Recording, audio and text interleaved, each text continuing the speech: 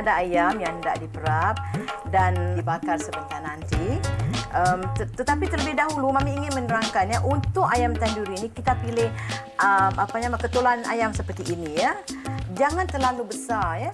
Biar sedang-sedang seperti ini. Jadi senang kita makan ya. Sekali, dua, tiga kali kita masuk mulut dah habis kita kan ya. Okey, ini bahan-bahan perapannya. Terlebih dahulu ya Mami hendak kisar ya, bawang putih sedikit dan halia sedikit ya. Okey, kita masukkan sedikit air saja.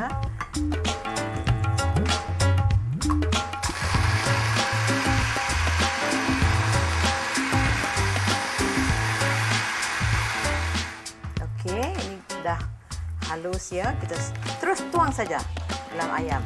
Okey. Gabungan bawang putih dan halia tadi, ingat ya Mami sebutkan tadi, menghilangkan bau hamis ayam ya. Kemudian kita masukkan bahan-bahan yang lain. Yang penting ialah lada serbuk ya. Lada serbuk kita masukkan. Ketumbar ya. Kemudian garam masala. Kemudian kita masukkan kunyit ya. Kemudian kita masukkan sedikit tairu. Ini Mami gunakan tairu yang berperisa ya, berperisa mangga. Sebab apa? Kalau dia berperisa mangga rasanya lebih enak sebab dia rasa lemak ya, ada rasa manis ya. Tapi kita boleh gunakan juga perisa-perisa yang lain ataupun tairu yang kita beli di pasar. Yang beli di pasar tu agak masam sedikit tapi tak mengapa ya.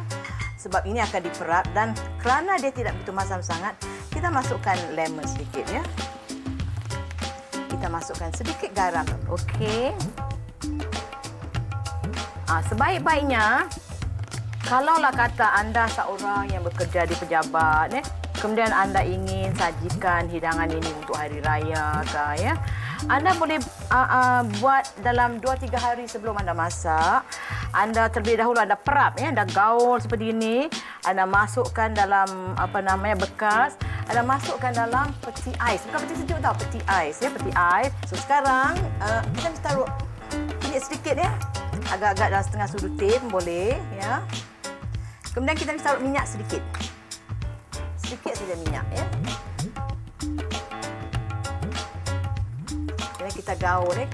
Sesudah ini baru kita atur di dalam dulang pembakar. Pasal ini Mami nak tunjukkan anda Kalau tidak nanti Mami mesti perapkan sekurang-kurangnya 6 jam atau 8 jam.